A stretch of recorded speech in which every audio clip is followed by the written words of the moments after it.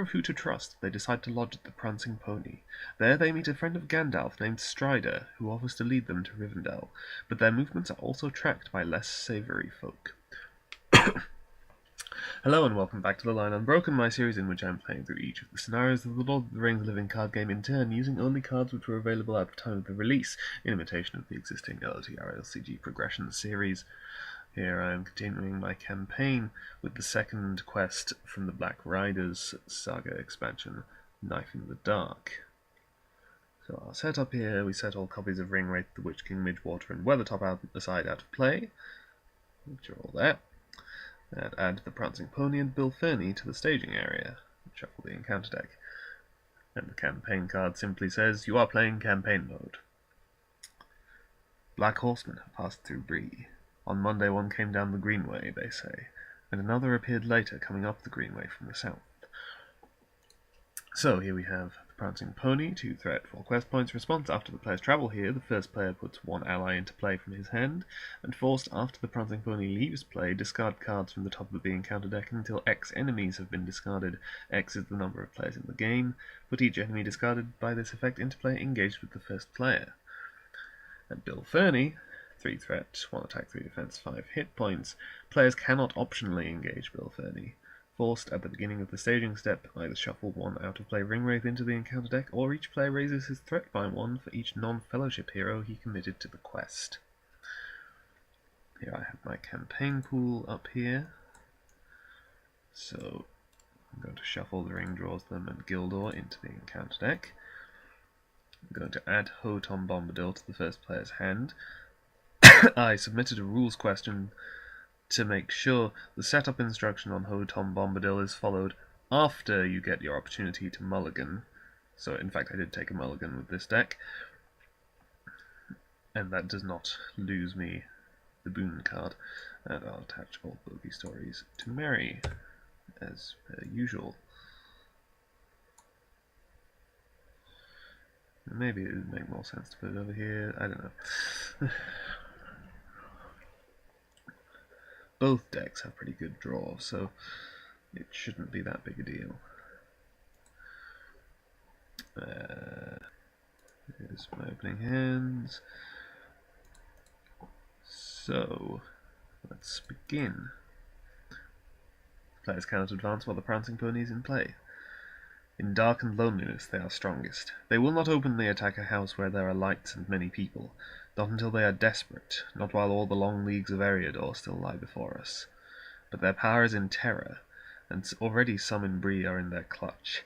They will drive these wretches to some evil work, Ferny and some of the strangers, and maybe the gatekeeper too.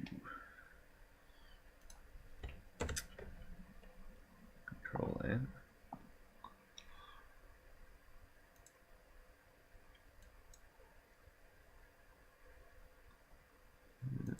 Draw. Let's get rid of my sideboard. Alright.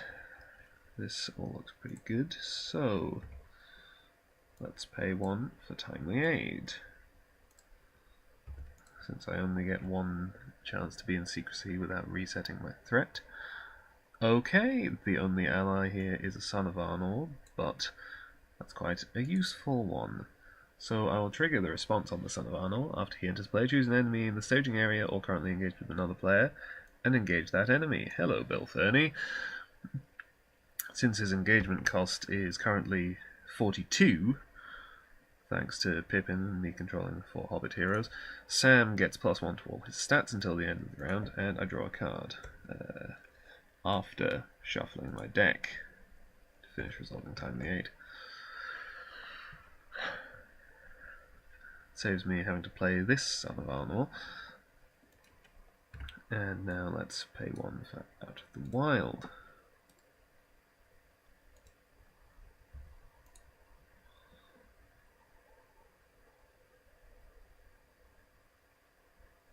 Okay, let's take this Rider of Mordor out of the encounter deck.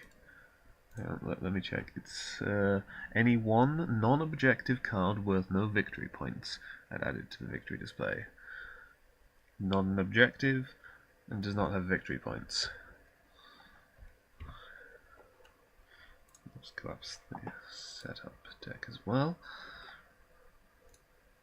And I may as well spend my one tactics resource to put a Rivendell bow onto Aragorn.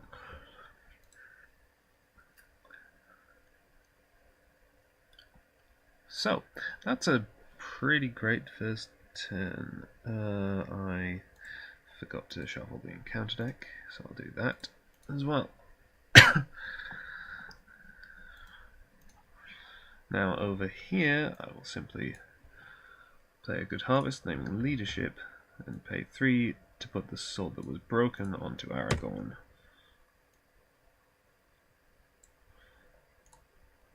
The fact that I started with those 2 cards is the whole reason that I didn't take a mulligan on this hand. I mean, the rest is decent. Master of the Forge is nice to start with. Test of Will, so obviously I can't play it now. But getting Aragorn that leadership icon straight away is just incredibly helpful to smooth out the resources and help me play all the other leadership cards that are in the deck. Okay, so I need 8 attack to kill Bill Ferny. I can travel to the Prancing Pony and put Bjorn into play. Or Gandalf, but probably Bjorn. Merry is currently attacking for 4, and I also have a Son of Arnor, so that's enough. So I just don't quest with Merry, which I wouldn't do anyway.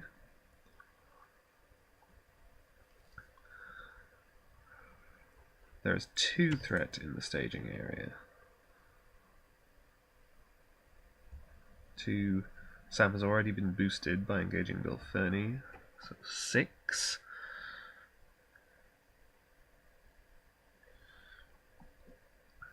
I suppose if I want to minimize the threat gain, I cannot send Pippin.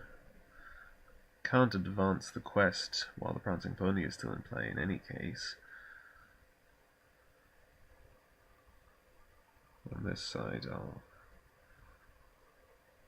go for 3-6. So that would be 12. Against 2, I have to reveal 2 cards. I think I can deal with that. So, I trigger Bill Ferny. I will choose not to shuffle and out of play Ringwraith into the encounter deck, but instead will raise my threat by 1 for each non-fellowship hero that I committed to the quest, which in this case is 1, and in this case is 2. So we reveal. Power and their terror. Each ally gets -1 willpower until the end of the round. Deal 2 damage to each ally with 0 willpower. Well, of course I can't cancel. Well, I could cancel it with Hotom Bombadil or Frodo.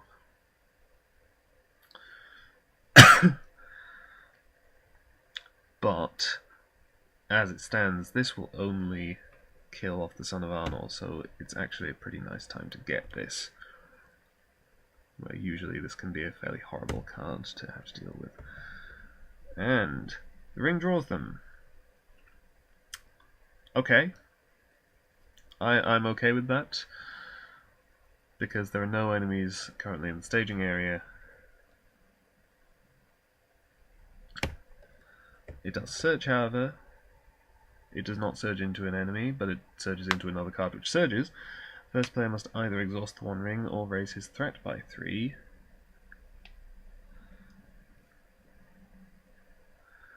I mean, I've already lost my secrecy, so I don't particularly mind taking the threat raise. Surges again. Pathless Country.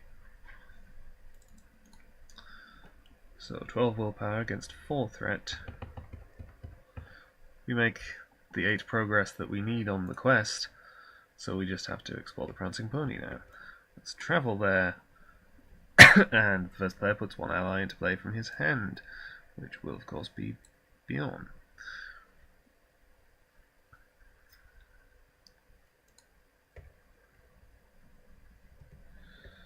Moving into combat, I will take Bill Ferny's attack undefended. Additional attack after this one. Alright, so I'll put that 1 damage on to Frodo. Still undefended. Defending character gets -1 defense. There is no defending character, so that's fine. Pippin will take 1 damage. Merry's attacking 4, Pippin for 1, Bjorn for 3. So that's a total of 8. Bill Ferny is dead, and I don't have to deal with him raising my threat anymore. That's a pretty fantastic start, to be honest. I swear that I didn't stack my decks. Control N.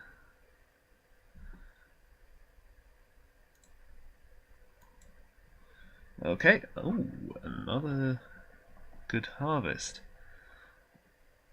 That is definitely nice to have. So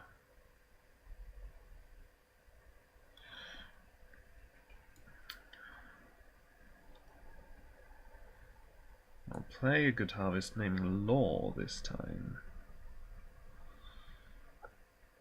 And then pay 2 for a Master of the Forge.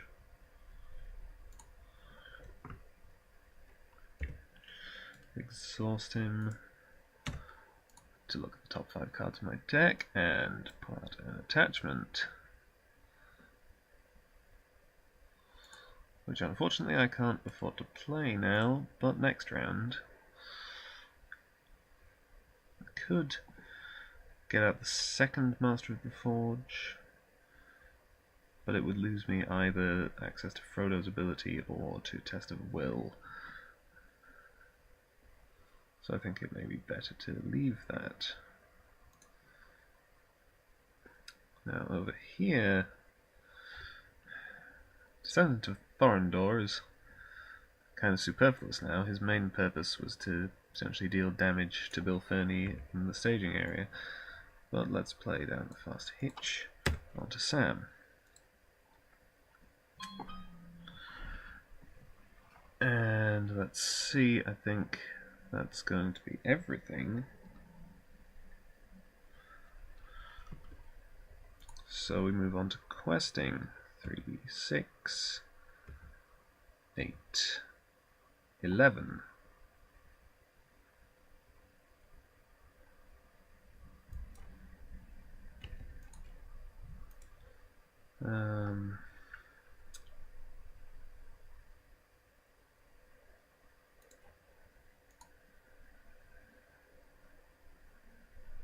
Yeah, I think it has to be something like that. Against 2 threat. Okay.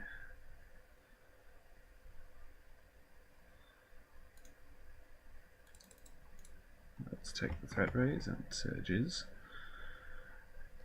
Okay, attached to a hero you control cancels a condition attachment with the text. Limit 1 per hero. Reduce attached hero's willpower, attack, and defense to 0.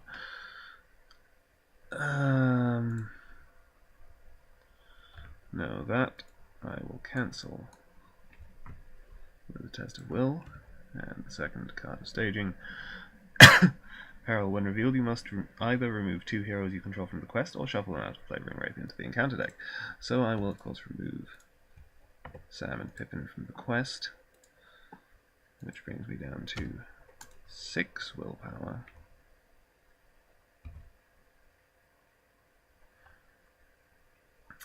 So I make 4 progress exploring the Prancing Pony. The Prancing Pony is no longer in play, and I have 8 out of 8 progress, so I advance the quest. I advance the quest before technically resolving the Prancing Pony. One of those weird timing things. His plan, as far as they could understand it without knowing the country, was to go towards Archet at first, but to bear right and pass it on the east, and then to steer as straight as he could over the wildlands to Weathertop Hill. In that way they would, if all went well, cut off a great loop of the road which further on bent southwards to avoid the Midgewater marshes. But of course they would have to pass through the marshes themselves, and Strider's description of them was not encouraging. When revealed, add Midgewater to the staging area. Each player places 1 progress on the current quest. Forced at the end of the round, either remove X progress from the current quest, or shuffle 1 out of play Ringwraith into the encounter deck, where X is the number of players in the game. The players cannot advance while Midgewater is in play. Now, we resolve. The Prancing Pony. Discard cards from the top of the encounter deck until X enemies have been discarded. X is the number of players in the game. Put each enemy discarded by this effect into play engaged with the first player.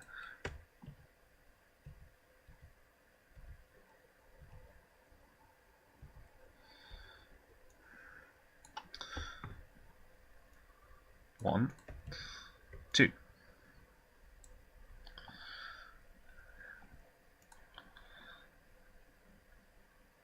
But they're not revealed. So,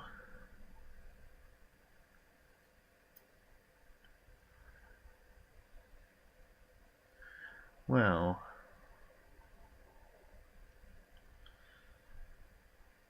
thing is here, I could defend these guys, but I would not be able to attack them back at all.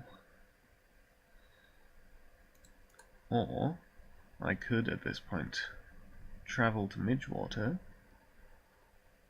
which would return the engaged enemies to the staging area,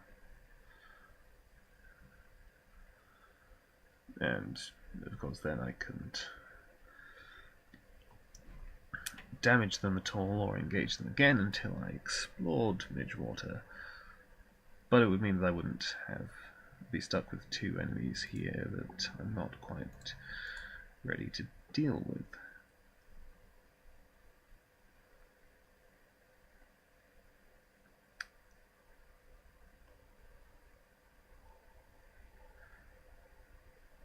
And then it's just a question of trying not to blow all the way through the quest in one go, so that I can deal with these before advancing to the final stage.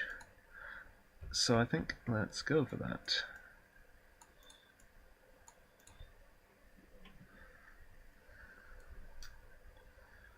Right. So that will then be it for the round. At the end of the round, we remove 2 progress from the quest.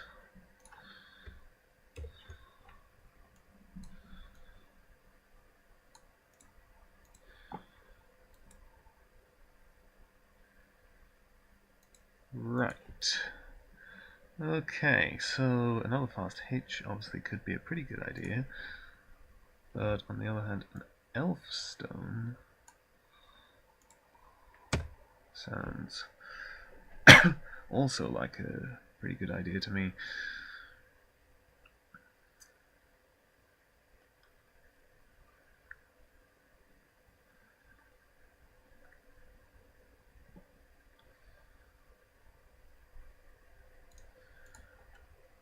And let's see, on this side, let's exhaust the Master of the Forge.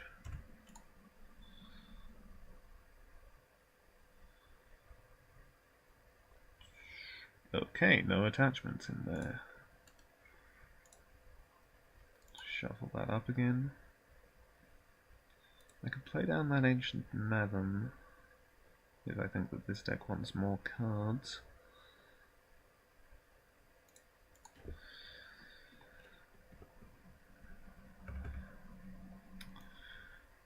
Now let's play down Steward of Gondor. And actually I'll make it like that. And then let's play a second Master of the Forge. And try again. Take King Under the Mountain, because that will help me draw everything else.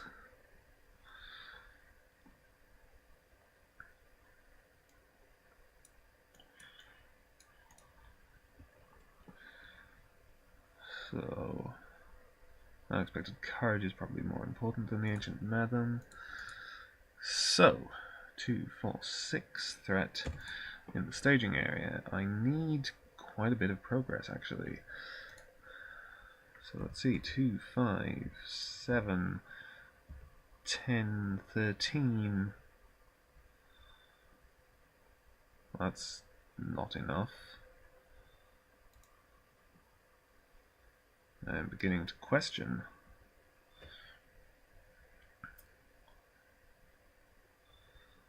my decision to stick these up in the staging area with Midgewater. Okay, let me just slightly retcon this and say that I also play Gandalf. Draw 3 cards. And he will also quest. So that makes it 4, 6, 9, 11, 14, 17.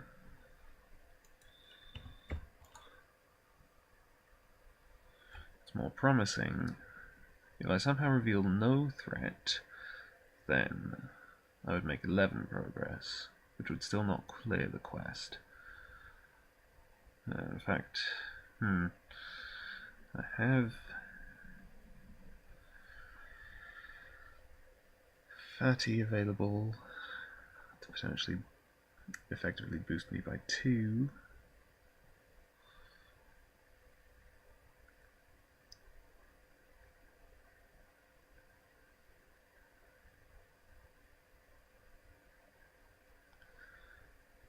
Alright, I think this will be okay. Chetwood. That's annoying. That's threat to these two as well as being threat itself. So, okay. 4 threat, 5, 6.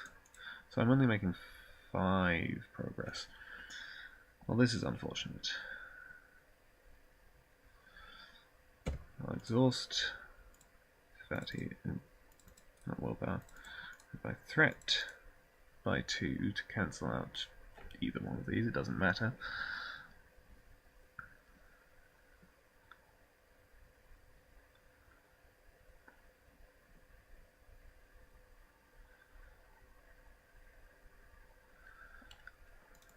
So I at least make 7 progress. Exploring Midgewater. Discarding the Elfstone.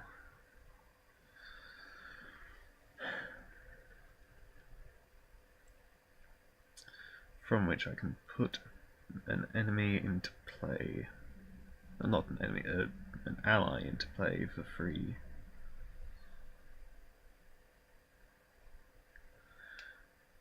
I have all 3 of these are decent options actually. Faramir obviously will help my questing.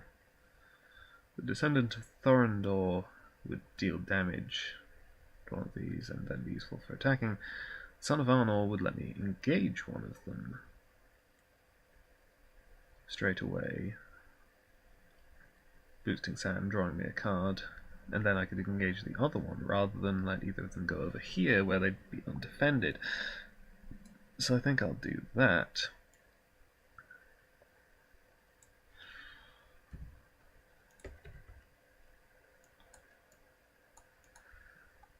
Unfortunately, I have made no progress on the quest, so I'm going to have to shuffle a Ring Wraith into the deck. Now let's travel to Chetwood to get rid of that attack boost, and optionally engage this guy, boosting Sam a second time and drawing another card. Let's play Daeron's Runes.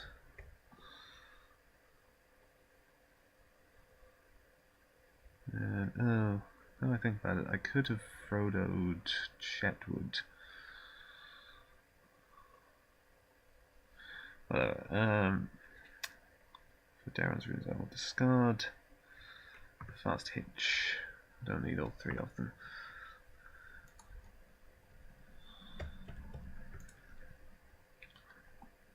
So let's see. Mary is attacking for 4. So yeah, okay. Sam is defending for 3. Additional attack after this one. I can't cancel that.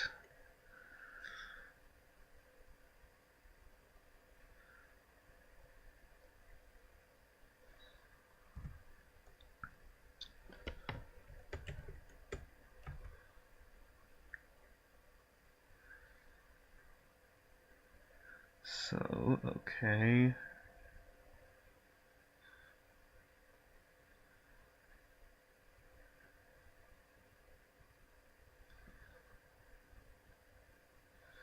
Let's have Beyond defend, try and keep everything in play. So that's fine. Mary and the son of Arnor will attack the squint-eyed southerner and kill him, and I will use Mary to ready the son of Arnor to attack the shady Breelander and deal 1 damage. Gandalf leaves play at the end of the round. Frodo moves, and I have to shuffle a Ringwraith into the encounter deck. It's annoying, given that I managed to remove a Rider of Mordor with Out of the Wild. I was hoping to reach stage 3 and have only 2 Nazgul to deal with, but that was perhaps an ill-advised decision to travel to Weathertop just there. Okay. No, let's Master of the Forge first. Actually, no, let's not. Let's play King Under the Mountain first.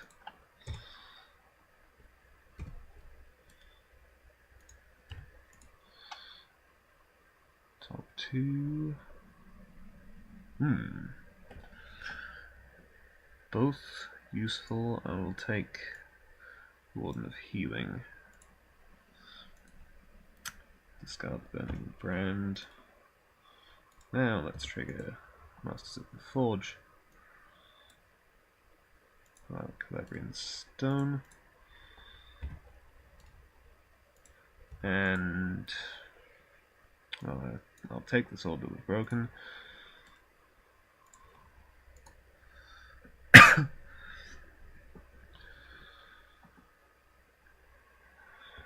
Now, Unexpected Courage onto Aragorn, and Calabrian Stone onto Aragorn.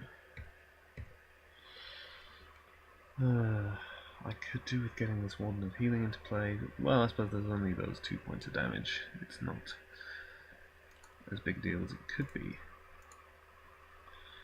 Now over here, I have Sneak Attack available.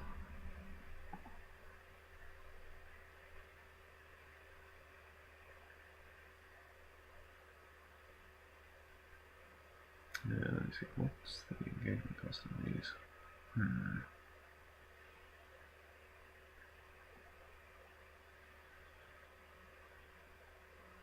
I might want to kind of want to trigger Aragorn fairly soon, if not last round already.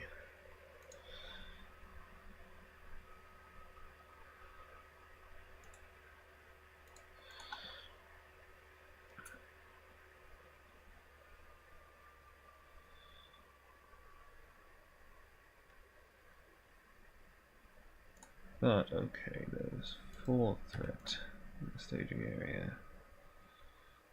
Oh, fast hitch. On to Mary. 4 threat in the staging area, as I said. 3, 5, 8, 11, 16. That's more than I want.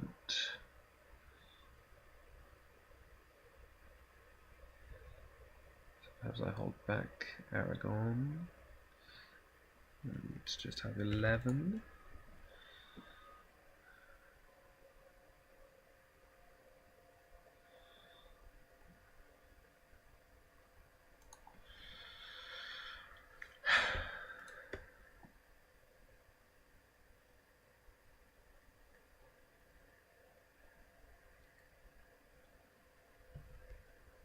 units. Okay, so now this would kill both my Masters in the Forge and the Son of Arnor and deal 2 damage to Bjorn.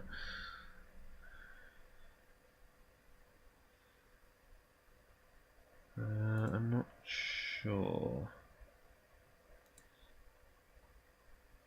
No. I'm going to Frodo that. Shovel it back in. Okay, there are no Nazgul enemies in play, so it's discarded, but it does surge into this again. So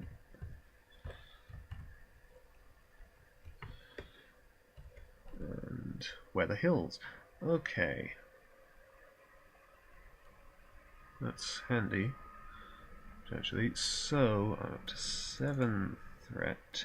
Make 4 progress. 1, 2, 3, 4. Just what I needed. Let's travel to the Pathless Country. And now let's deal with this guy. Ready up, Sam. Defend with Bjorn. Okay, so no damage. And Mary and Sam between them can kill him off.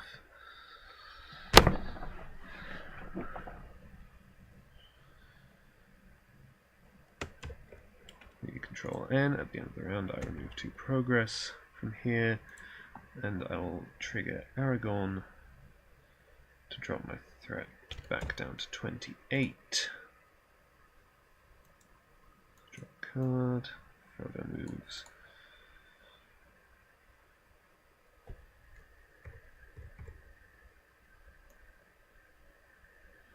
Let me just adjust my attachments.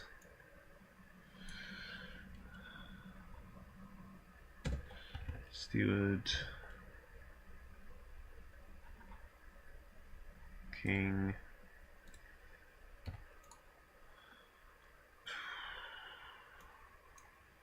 take Daron's runes, discard Good Harvest, play Daron's runes, discard Sword that was broken, play Daron's runes again, discard Steward,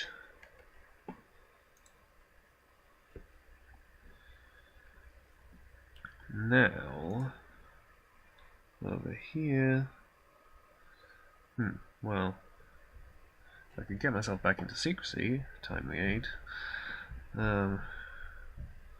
that's not especially practical.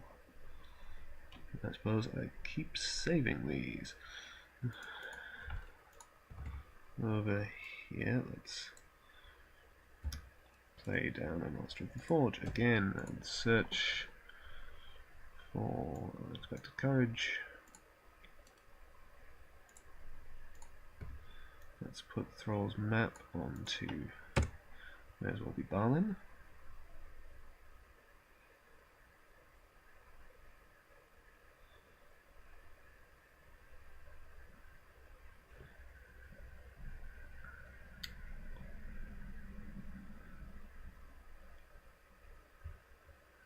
And I suppose that will do.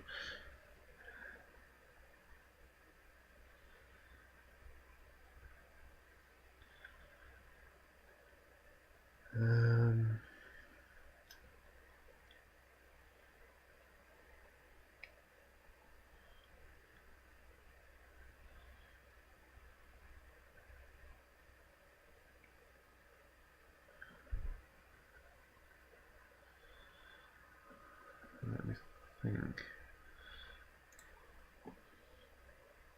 What time is it to kill these?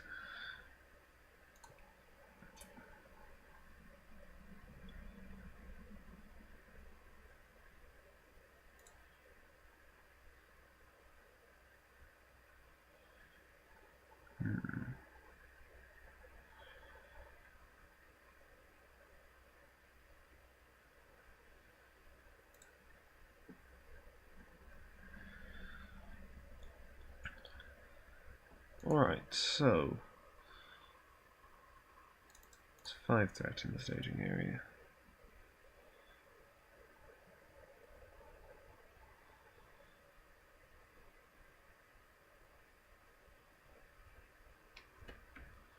Quest of 2, 5, 7, 10,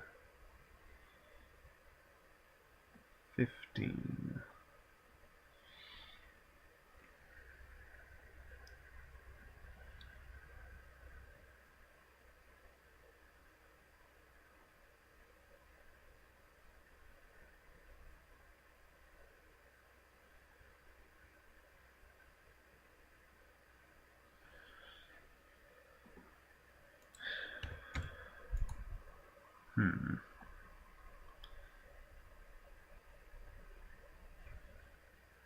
Possibly do a bit more than that. So I can get a bit more than that.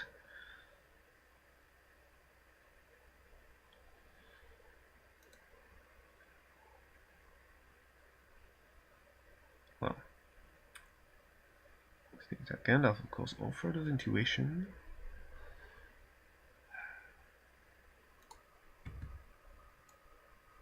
Yeah, let's go for that.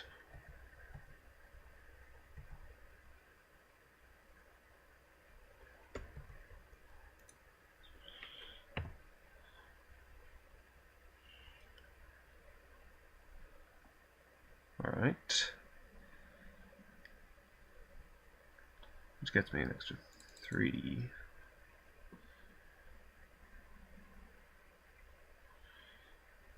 I want 9 progress if I'm going to advance.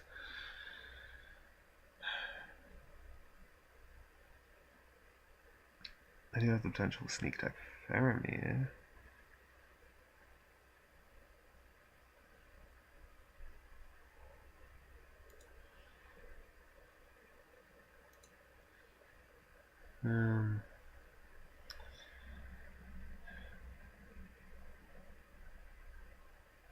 Or, well, I mean, if I was intending this, because this is all just me figuring out, technically, so I could have played that in the planning phase, in which case I could play the Elf Stone, which would potentially allow me something useful.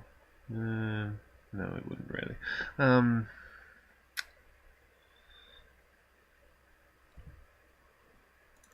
It's another 3, including the boost from Frodo's intuition. That should be fine. So, Surge, nothing, Surge. Okay. Attached to a hero reduces stats to 0. I'll put that on Pippin. Nothing, Surge. Ringwraith. Okay. That's 3 threat added. And I make 10 progress. 1, 2, 3, 1, 2, 3, 4, 5, 6, 7. This is explored. Midwater is not in play. And we advance. Strider has led Frodo and his companions to Weathertop, where he hopes to meet Gandalf. Instead, they find the Black Riders waiting for them. As the sun goes down, the Nazgul close in on their prey. When revealed, add Weathertop and the Witch King to the staging area. Search the encounter deck and discard pile and add each Nazgul enemy found to the staging area. Shuffle the encounter deck.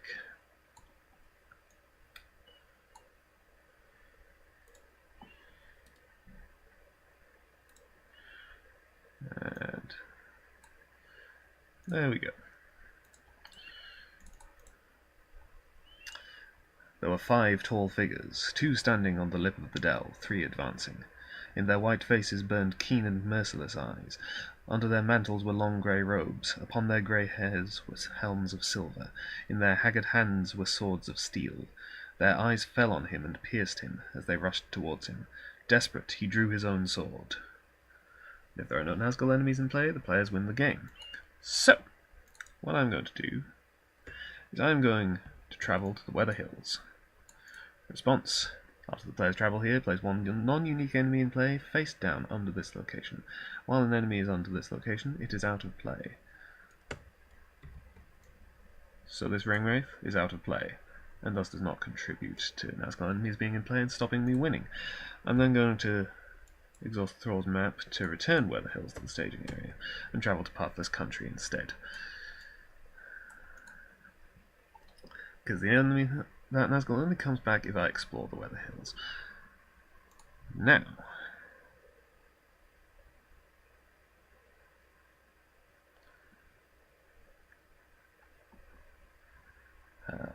okay, so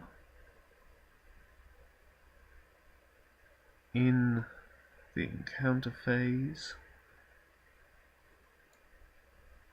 I will optionally engage the Witch King, readying Sam and drawing a card.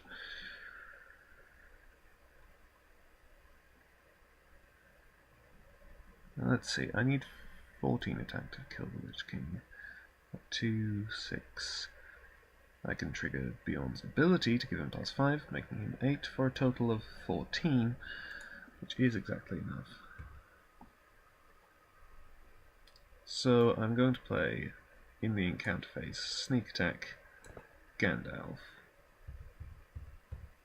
to deal 4 damage to that Rider of Mordor. And then in the combat phase, Sneak Attack Gandalf, dealing another 4 damage to kill that Rider of Mordor.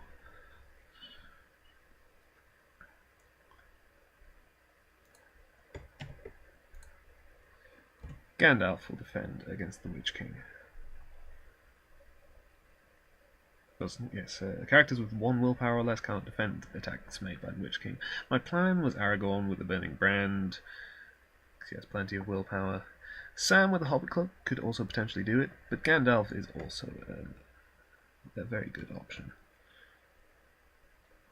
Okay, I do not want to return the attacking enemy to the staging area after this attack, so I'll cancel that. Do a different shadow. Okay, defending player discards 1 random card from his hand. That I can deal with Hobbit Cloak. Gandalf takes 2 damage. Make a beautiful catch up. There we go.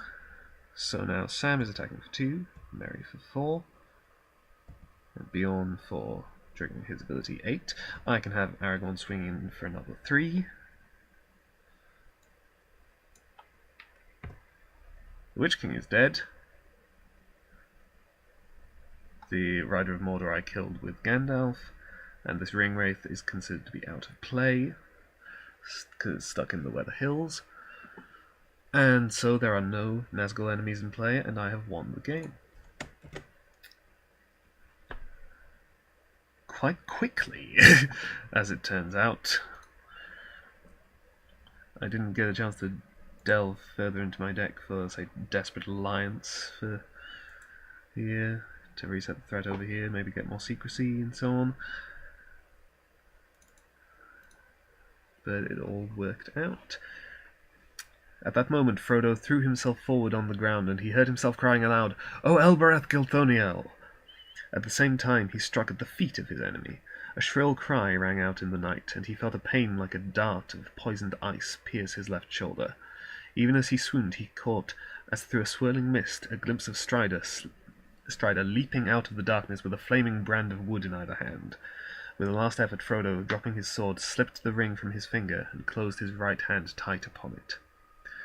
Resolution. Starting with the first player, each player may choose one of the following boon cards and attach it to a hero he controls: Tireless Ranger, Skilled Healer, Valiant Warrior, Noble Hero. The chosen cards have been earned by the players. Now, I don't think... no, those cards are not technically here, and I don't know if there's a deck that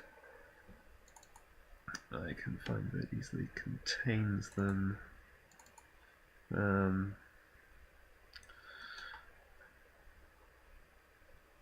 No. So, but I know what they do. They each boost a stat. Tireless Ranger is +1 defense. They each give the trait Ranger, Healer, Warrior, Noble, and booster stats. Tireless Ranger is +1 defense, Skilled Healer is +2 hit points, Valiant Warrior is +1 attack, and Noble Hero is +1 willpower. And so, in this case, I am going to do something slightly odd that I've kind of always wanted to do, because I like to make extra use of my Saga heroes. And so I'm going to make Frodo a noble hero for this deck. And on this side I'm going to make Aragorn a valiant warrior. Those are my decisions, and of course they'll be added to my campaign pool as we will continue into Flight to the Ford, that being the next quest. Hope you enjoyed this. Thank you for watching. Goodbye.